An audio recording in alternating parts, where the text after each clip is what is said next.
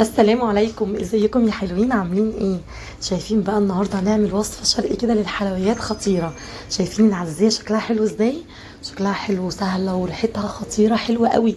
وهتعملي الصينيه الجميله دي بكيلو بس من اللبن. انا بسيبها تبرد وبقطعها على طول، وممكن نسيبها في التلاجة شويه. بجد طعمها يجنن.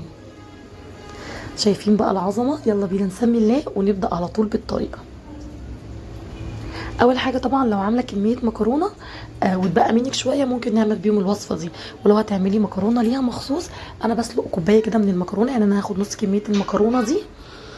هاخد كده كوبايه كبيره من المكرونه سلقيها، وهنزل عليها كده بكيلو من اللبن.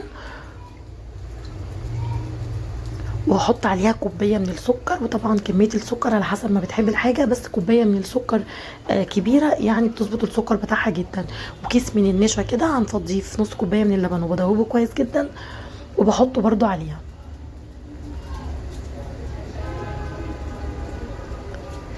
وبقى الفانيليا هنركنها على جنب، استخدمها في الاخر. وهوب هنضرب الكلام ده كله في الخلاط في حله على النار، بحطه وبفضل اقلب فيه لحد ما القوام بتاع الخليط بتاعي يتقل شويه، يبقى بالشكل اللي انتوا شايفينه ده. اول ما بيتقل وبيبقى عامل زي قوام المهلبيه كده، بنزل عليها بالفانيليا ومكعب زبده.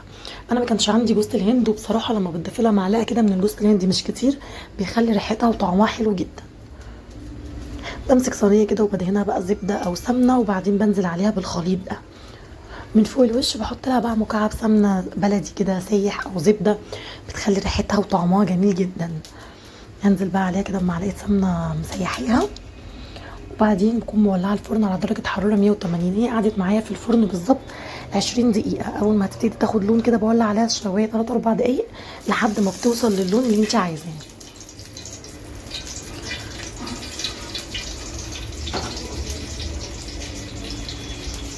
بص بقى تخرج من الفرن لونها عامل ازاي، بجد شكلها تجنن.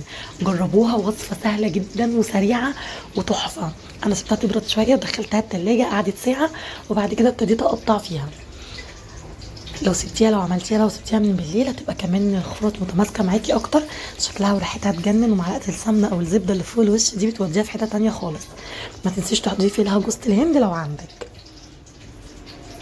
قطعيها بقى وقدميها لما تبرد او هي ساقعه، وبألف هنا وشفا لكل اللي هيجربها.